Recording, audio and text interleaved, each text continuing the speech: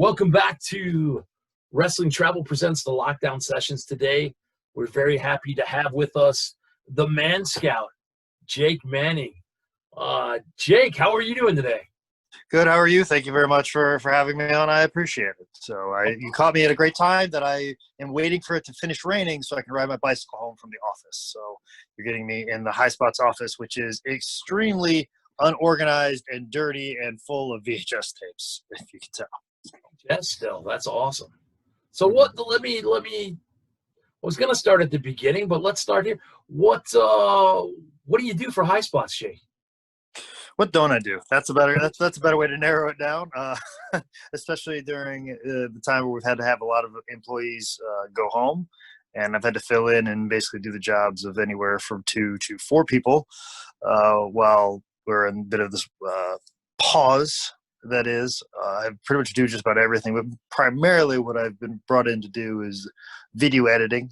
Primarily that's what I do, and help manage the streaming site. But of course, my duties also expand outward into the reproduction of some of our in-ring products, some of our in-store products, not in-ring. But my in-ring product is so-so, but our in-store products are very fantastic. Much like DVDs, posters, promos, Blu-rays, all sorts of different things, anything we sell on Amazon and of the like. So I do that. I also do some graphic work as well. I've been pulling a lot of orders recently, especially since the Highspots auctions have really been kind of taking off on Facebook, on top of pressing t-shirts, on top of just the logistical things, moving all the ring trailers in the back, organizing entire trailers full of stuff. I used to do ring deliveries. I used to be in charge of personal signings, in charge of talent, in charge of wrestling shows, manage and book and do all kinds of things. There's anything involved with Highspots I could pretty much almost do. I'm probably going to start learning how to make turnbuckle pads pretty soon. Not sew them. I got to leave something for Caleb Conway. But no, there's that. But the Facebook live auctions for Highspots and the virtual giving table has been pretty much my main priority right now and my main focus. So if I was to meet somebody for the first time and ask me what I do, I would say I put stuff in front of my camera, and wonderful and fantastic wrestling fans put in a comment section, sold, and they buy it. That's basically what I do currently. Which is I was talking with you before we started recording. Fans, if you have not jumped on highspots.com or seen them at a convention, I was just telling Jake that I wanted to say hello to him in Chicago, but I couldn't go near him because all the money in my wallet would be emptied very easily. And like I told you, that was a good call, because when it comes to selling stuff across the table, I consider myself the best. Now Michael Bikikio, the owner of Highspots.com, we will have a competition over that many a times, especially StarCast weekends. But I consider myself, as far as a guy that can not lure, but bring somebody over to the table and purchase something that they didn't even know for sure that they wanted, but they would walk away happy that they purchased it. And that's what I am great at, and that's probably why my appearances and me hosting the virtual gimmick table every Thursday night, 7 p.m. Eastern Standard Time, is such a natural fit for me. Only thing that's weird is that I don't have a person in front of me, but I have hundreds of fans in front of me now, and I'm performing as I would if it was just one of them. And I try to make it as intimate as possible and meaningful as possible, but still generate the same amount of banter and knowledge and product knowledge of the product that I had before me. And when somebody presents with a product and they stand behind it and believe it, and I do everything that we put out through a company, I stand behind it and believe it and present it to you as like, hey, this is something. If this is your thing, if this is what your tastes are, then you will like this. And I'm only putting this in front of you because I feel like you will like it. And I'm only putting it in front of you because it'll sell, and that is your sign that you like it, is you make that purchase with your hard-earned money, especially in this nowadays age with people holding back as much money as possible. For anybody to spend the money on what they do right now, I greatly appreciate it, and I will not put garbage in front of you, nor have I ever. And that's always been my promise to anybody that I've interacted via the real-life gimmick table or the virtual one. Let me ask you this. Now, I said I'd go on a tangent, and here we go. I realized that, so I'm in Wisconsin. So I'm a Midwest guy. I grew up AWA. Is everything AWA owned by McMahon, or is there any Highspots DVDs or anything relating to the Gagnes or AWA, or is it all sucked up by the big man? There, I mean, as far as like footage, no, okay. If you want a tangent, if you want a story, um, there's this. Especially a Midwest guy, you'll appreciate this.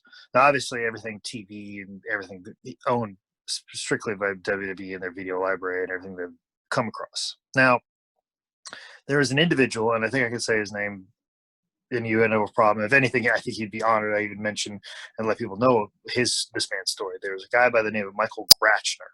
He lives in the Chicagoland area. He actually managed Bob Backlund's fan club for a short period of time, and he was a ringside photographer. But also one thing that he did without the knowledge of the promoters who gave him the rights and the access to shoot at ringside, he converted his still camera into an 8mm camera as well, movie camera. So it was a larger contraption, and people would always ask questions like, "Oh, that's a weird looking still camera."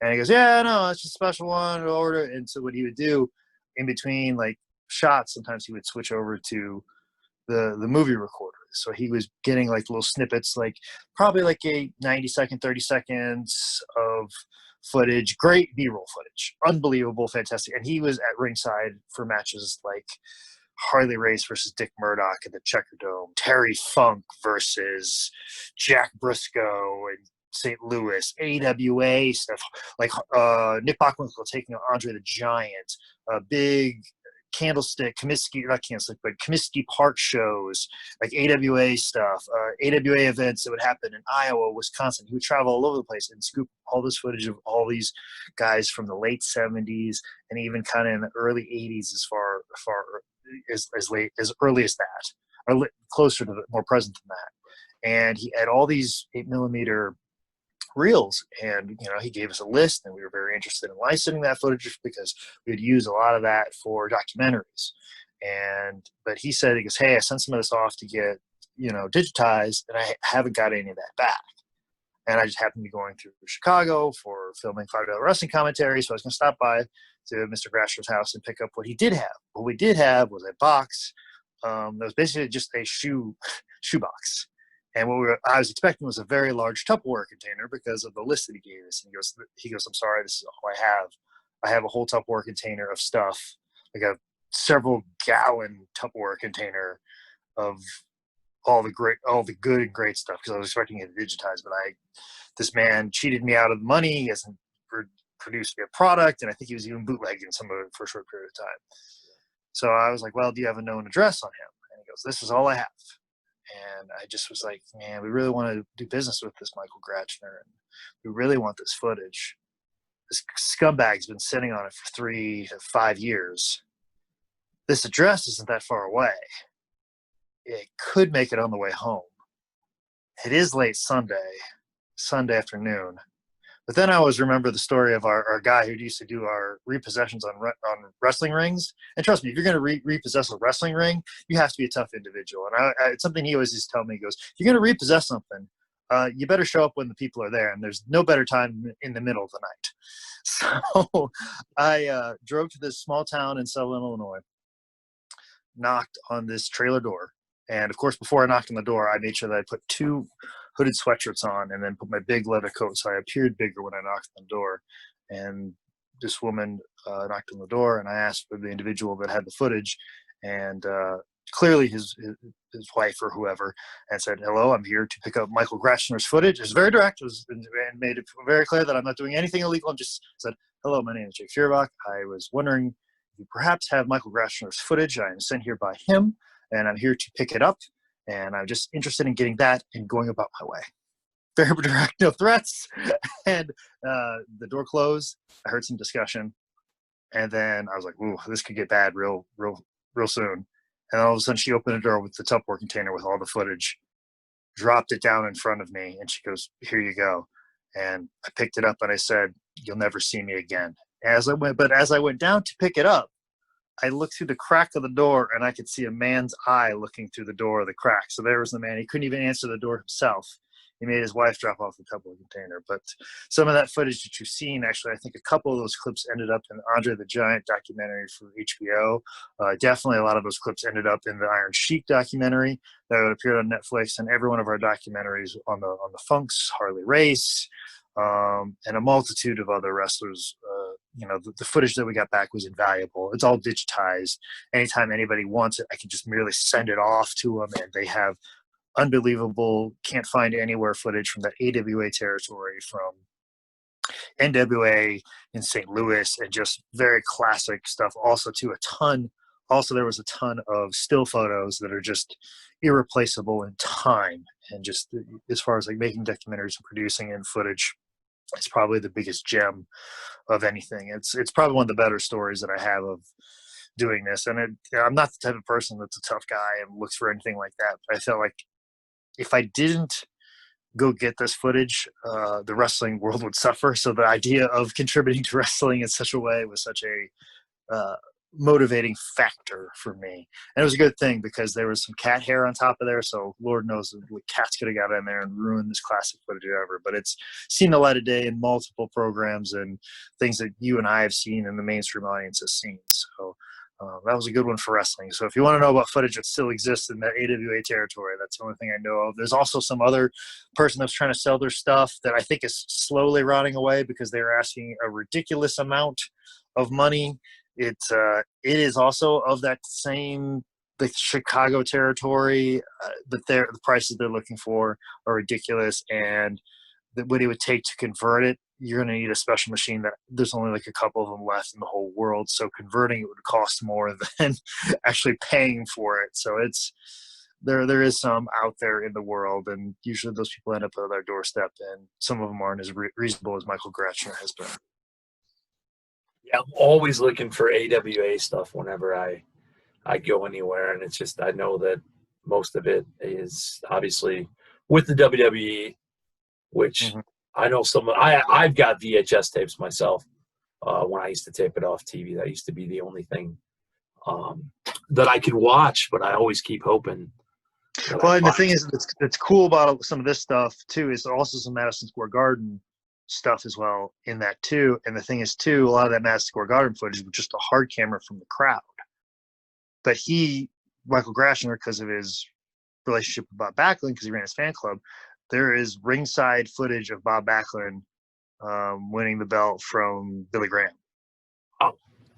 And doesn't exist anywhere, even through WWE. Like there's some real gems in there. There's a ringside camera angle of some very important wrestling events that there would not be ringside camera angles because of the time period. They just merely set up a hard camera in the crowd and zoomed it in and moved it wherever they needed to.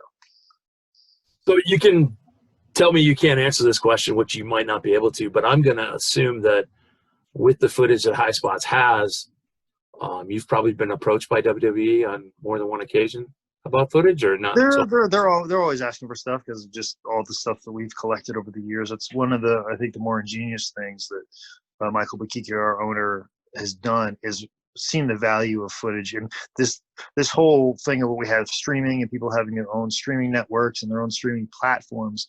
Michael Bakiki was discussing this stuff in 2005 with me when I first came in. So this is where we're at right now.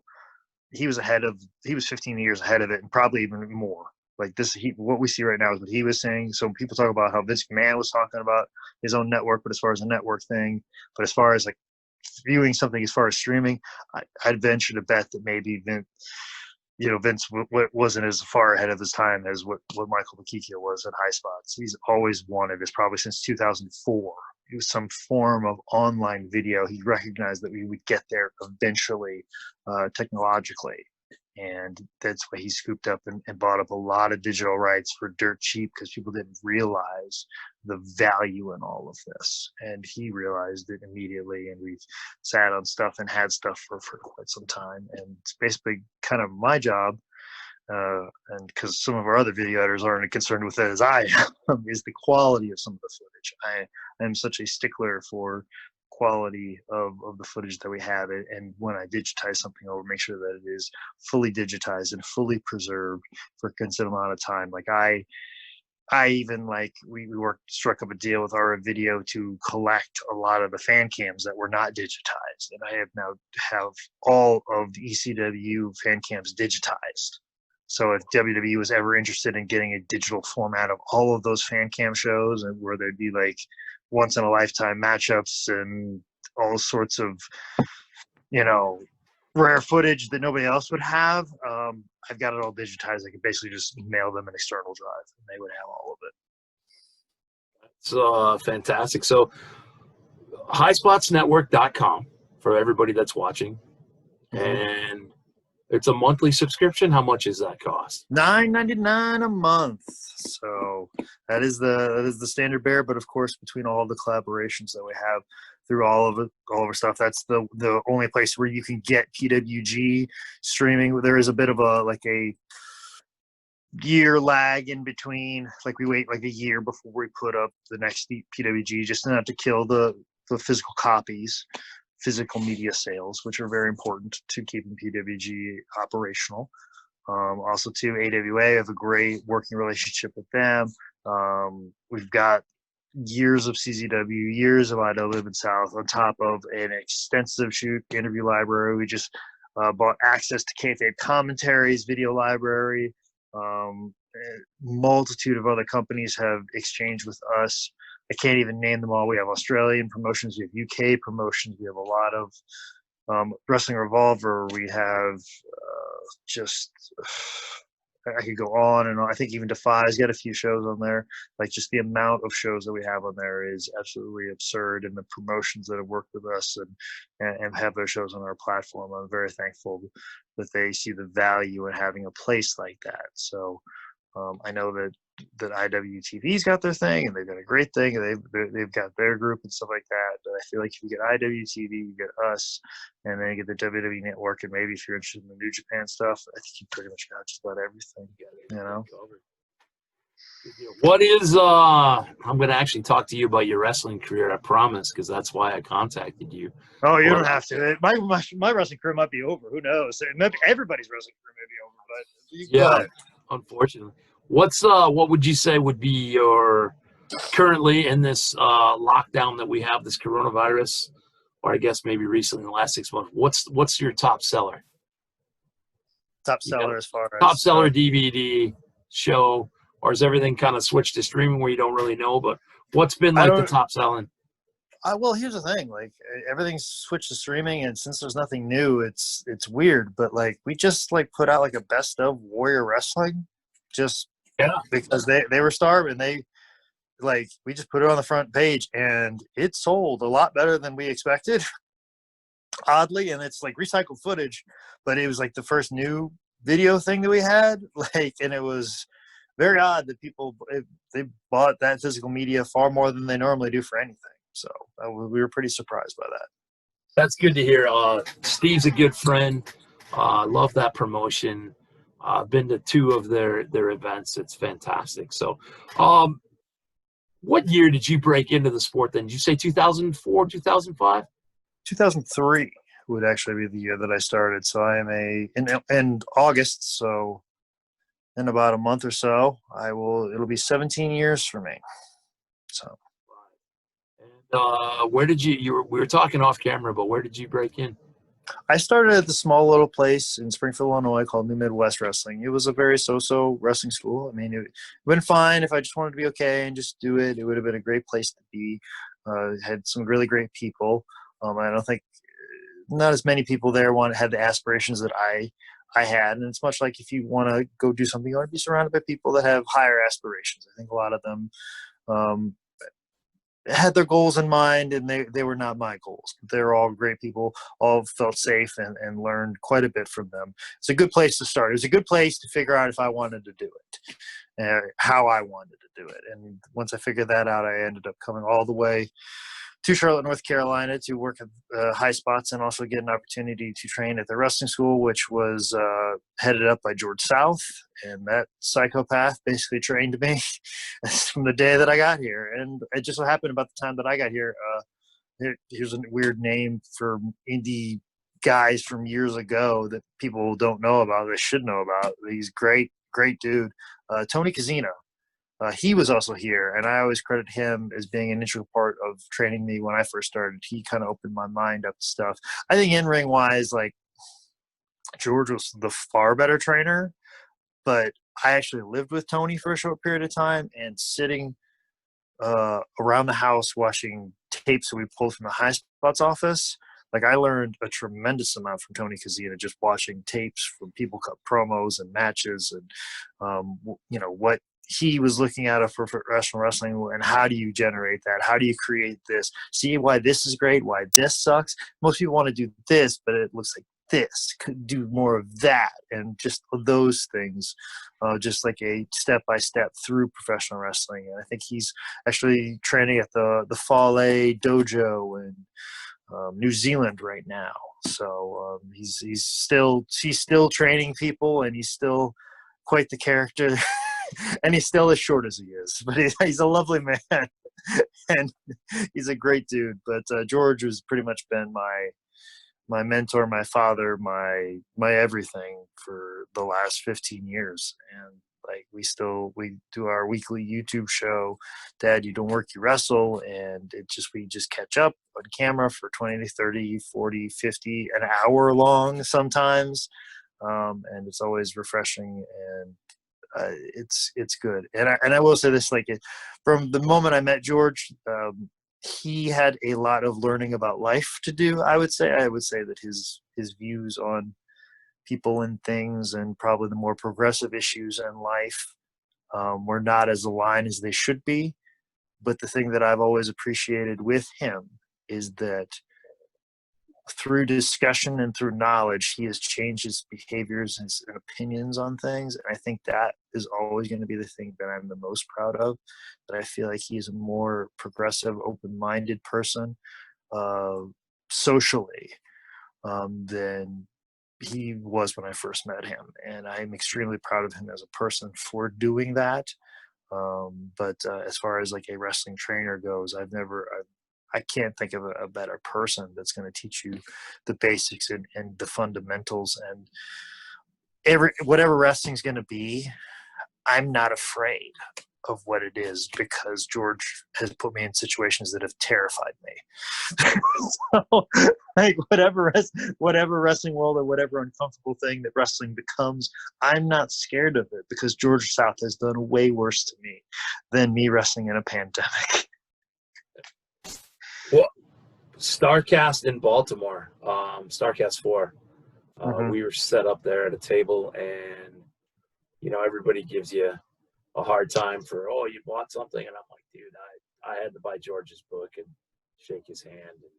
Yeah, he's a good dude, man. He's really been there for a lot of people, and had a hand in, obviously, Tessa and Cedric, and then even like hand in Henry Godwin and Phineas Godwin's career, even a small little nudge to the Hardy Boys on some stuff, and then just a multitude of other great, Caleb Connolly, myself, multitude of other guys that you haven't heard about yet that are on the come up, like Darius Lockhart, Lucky Ali, just a lot of guys that are just, and also he's gone out of the way to give his blessing to Zane Riley as well, and a lot of other guys. And George has really put his stamp on some people, and really pushed them along. And he's one of a kind.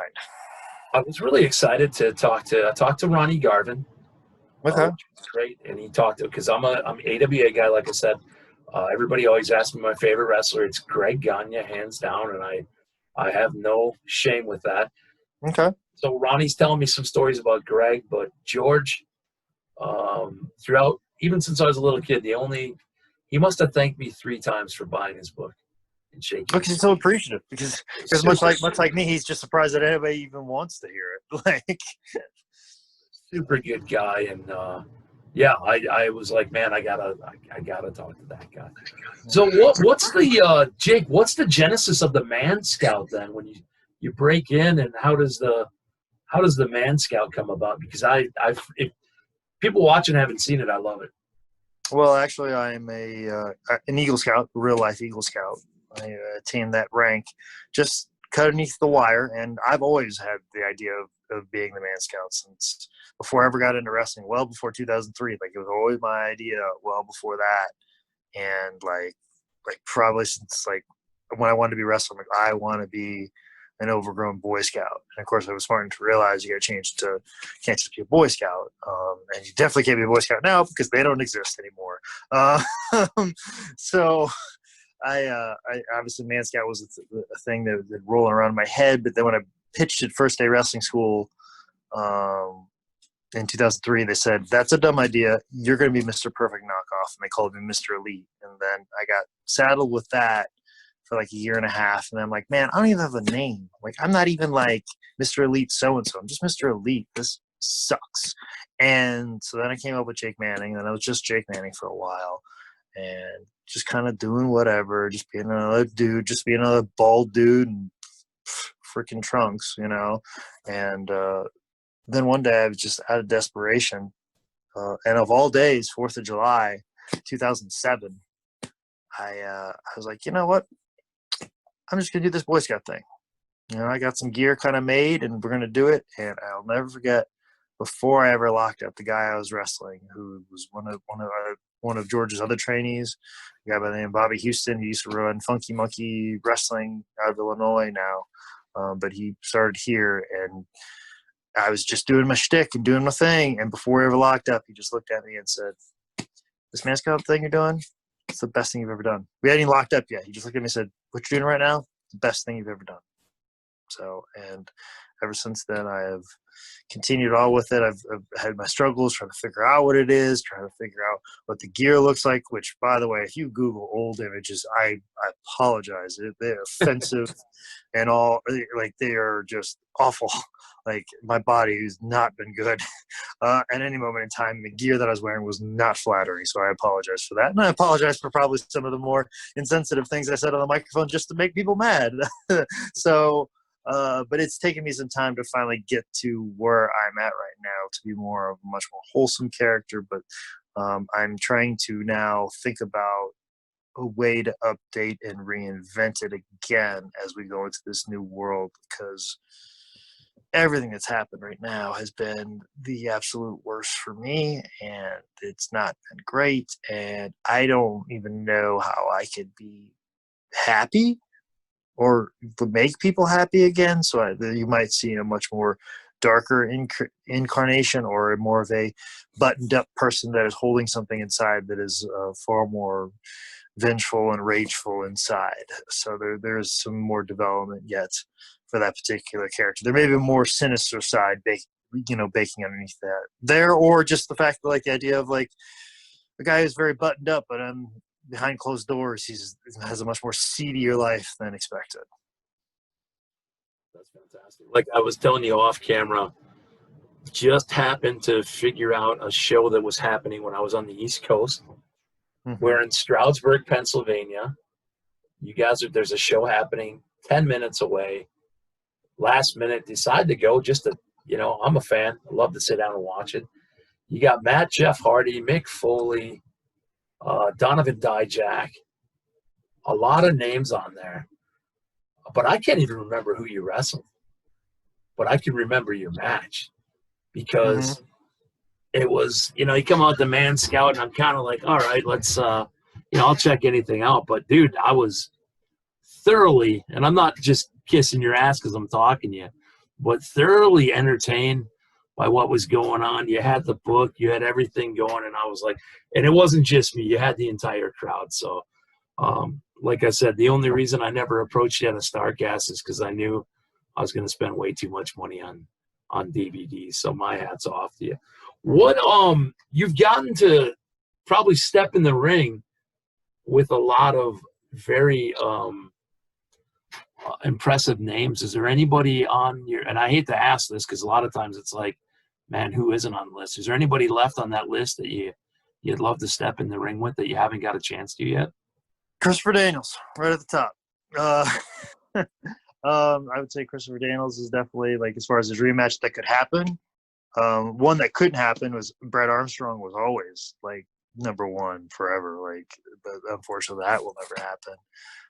But Christopher Daniels, I would even say Nick Gage, and I wouldn't mind wrestling Effie again, but maybe something a little bit different. But those are like the three guys right now. I've already been in the ring with Effie, but like I think we just scratched the surface. Also, too, I just was in a tag match with Okay. Danhausen, and I felt like there was, it's hard to describe, but like sometimes you get the sense of like I have chemistry with this person. Like I feel like I have chemistry with Danhausen, and I would like to explore that in a singles opportunity and take what he does and take what I do and expound upon it. Or where we did a tag, we had to make sure that everybody was involved and rightfully so. And I think we're given like 10 to 12 minutes, and we make sure everybody kind of gets their things in. And I'm very unselfish, so I probably gave a little bit more out of myself to give to other people. Where I think I would like to narrow in him and me and get an opportunity to do like a 12-15 type thing and expound upon on that potential. I think there's some real chemistry there, so I'd like to do a singles match with Danhausen.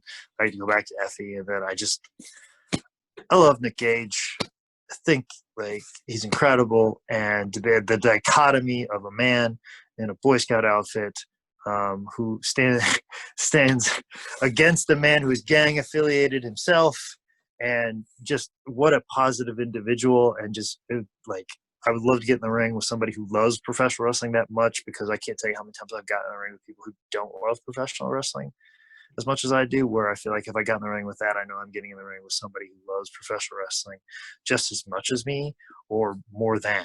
And that is a rare treat that I would love to have someday. Just because, just the idea of me bringing camping items to a fight and him doing what he does with everything available to him, I'd be down. Outstanding. So we're at Wrestling Travel. We're out of the United Kingdom, and what we do is we bring fans to wrestling events all across the world. Fans from around the world to your WrestleManias, your Wrestle Kingdom. Um, you're approaching 17 years in the ring. Have you gotten to wrestle overseas yet? Have you been to the United Kingdom? Anywhere else that you've gotten to wrestle? I mean, I visit over there. I've been at wrestling shows but I've only wrestled in Austria.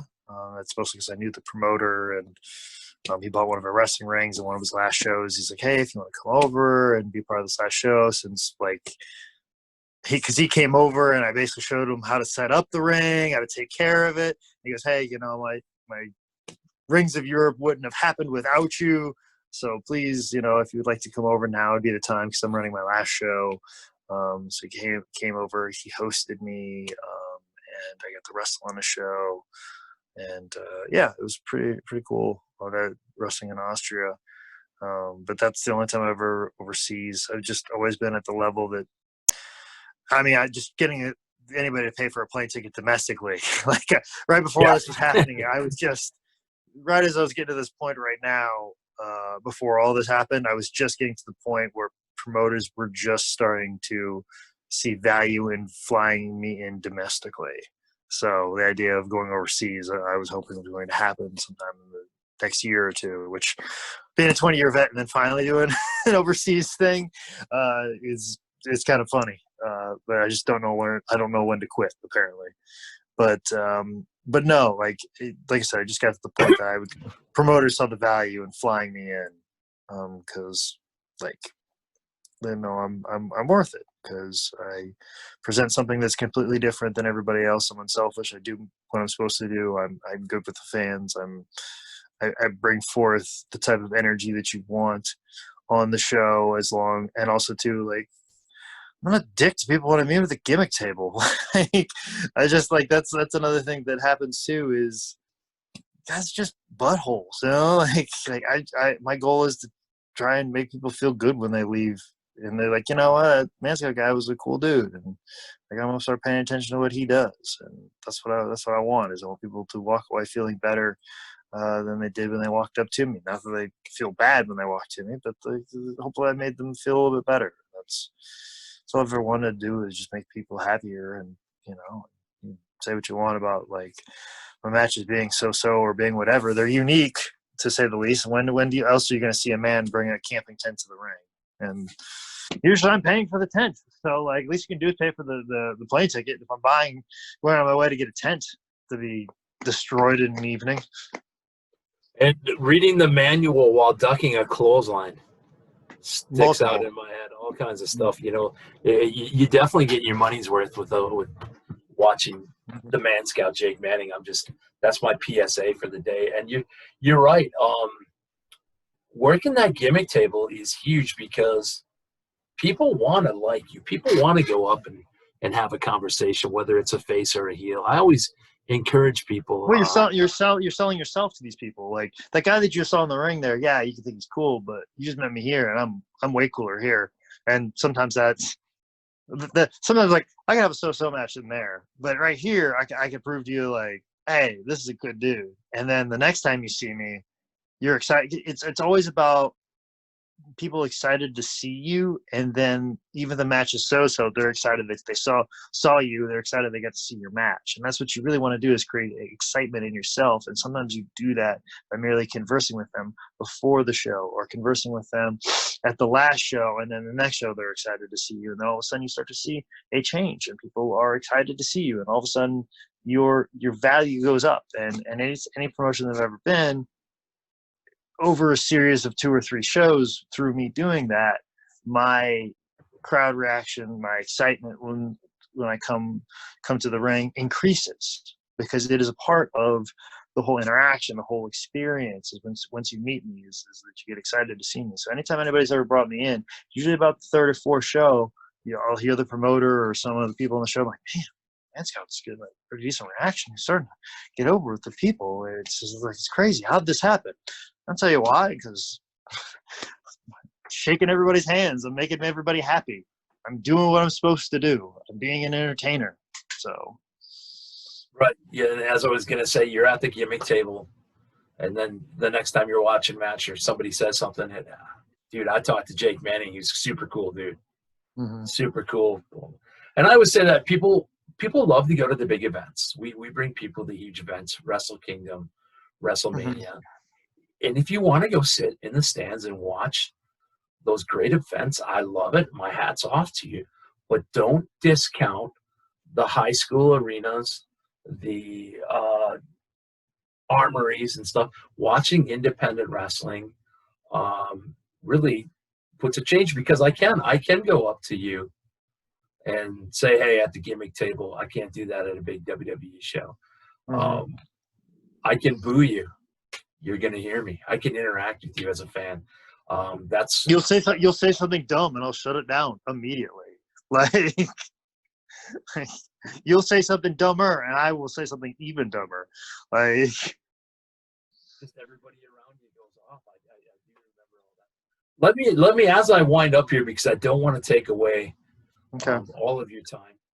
But talk to me about the podcast, because I want to be able. The main thing with this lockdown session, Jake, is I wanted to find out what people are kind of doing, but how we can support the talent that I'm speaking to. But you're on a podcast or two, and I'd like to get a chance to find out about it, and we'll put some graphics up and hopefully get some people checking it out.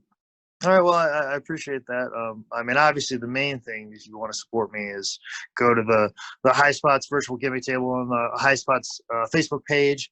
We go live every Thursday night, 7 p.m. Eastern Standard Time. I'm going to be there, and I've been selling my merch on there. Like, I've got new T-shirts on the way, and everybody that tunes in, if you want like a Man Scout shirt, I'll usually flash it up on the screen, let you guys to explain to you how you can buy it, and you can buy it that night, and then that money goes in my pocket that night. So that's a big way to benefit me. Also, too, it benefits the company that I work for. So the more money the Highspots makes, the more likelihood that I will have a job in professional wrestling when professional wrestling comes back in whatever incarnation it comes into. And that's super important. So make sure you get the Highspots Facebook page, get on there, and tune in every Thursday night, 7 p.m. Eastern Standard Time. As far as my podcasts go, I have How Did This Get Booked, which I do with Zane Riley. That is released every other Thursday, and then the Thursday in between that is 10 Bell Pod, which I do with my friends Michael Joseph Loving and Nick Alexander. We just talk about passed on professional wrestlers in their lives and their legacies and little stories about them and such. So that, and 10 Bell Pod does have a Patreon page. So if anybody's like, oh, I listen to how this get booked and I don't know how to support, I always tell people just donate over at 10 Bell Pod's Patreon. That's usually what I tell people, is just go over there, because that Patreon is all the same. So it all ends up to me some way, somehow anyways. So there's a lot of stuff and cool stuff that we have up there. I know people have been all over our Patreon even during this time, so I do appreciate that. Anybody that's donated to the 10 Bell Pod Patreon. So I get buck wild on there. Like I don't hold anything back. I tell everybody, about every promoter that screwed me over and what exactly he said to me, and I talk to everybody who's like just a massive dick, and I let you know, no matter how famous they are whatsoever. I'll tell everybody everything.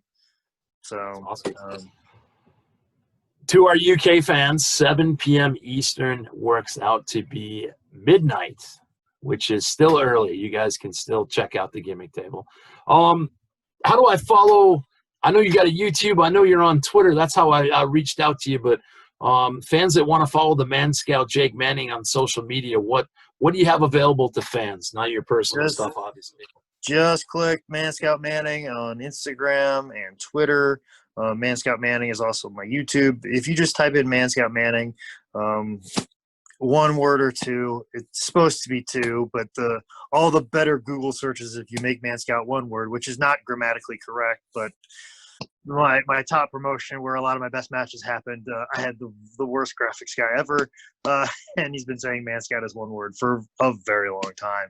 So all the best Google searches are just Man Scout as one word, but if you just put Man Scout Manning in Twitter or Instagram, that is the most direct way to look me up. Now, I'm going to close here with a question. I'm going to wrap it all the way down to this. You can tell I'm a journalist here. No, I'm not really. But I got called one time. I'm going to wrap it all the way to the beginning. I asked you what you did at Highspots, and the question was, what don't I do? How many merit badges do you have left to earn at Highspots? The turnbuckle making, I mean, how many? Yes. So, like, the sewing merit badge is a big one. I do have to probably, like, dealing with customers. As much as I love interacting customer service merit badge. I'm not on the phone, and usually with you coming in with a problem, I'm not as good as most people in the office. I made that very clear when it was basically just me and Michael Bakikio running Highspots a few months ago. I goes, I will do everything, but I am not talking to mad customers. I am not having them. I'm not doing that. I will do everything else, but I will not do that. Just came into my head. This is going to be the dumbest question I asked, but if I'm in the UK and I want to do Highspots Network, it's going to convert no matter what. I can go out of country. Or do we not know? I would assume so, just because I actually know. I'm almost positive it's because the service that we host on, Pivot Share, that's a UK company. So perfect. I think that's all converted easily over. So I cannot recommend the stuff that you guys put out enough. It's everything that I've ever watched has been fantastic, and the older stuff is great. Stuff like the Warrior Wrestling, I mean, what a fantastic. I can't put over Highspots Network enough. I don't think I need to, but for those of you in the UK that might not have ever heard about it, I mean, who hasn't heard about it? Jump on Highspots Network. So Jake Manning, I want to thank you for spending time with us on the lockdown sessions. We do look forward to hopefully, catching up with you again. But more importantly, we're hoping that we see you in the ring very soon, somewhere, somehow. So I hope so. I've been taking Lucky Ali every week, and we've been wrestling for an hour or 90 minutes every week. So I'm in probably the best ring shape I've ever been in my entire life. So I'd really like to take a promoter up on that offer. But from what I don't think I can say for sure. They haven't announced me yet, but there's something in August I might be on, and I'm very excited to wrestle for that promotion. And once they announce me, everybody will know. Fantastic. Jake Manning, thank you very much. All right, thank you.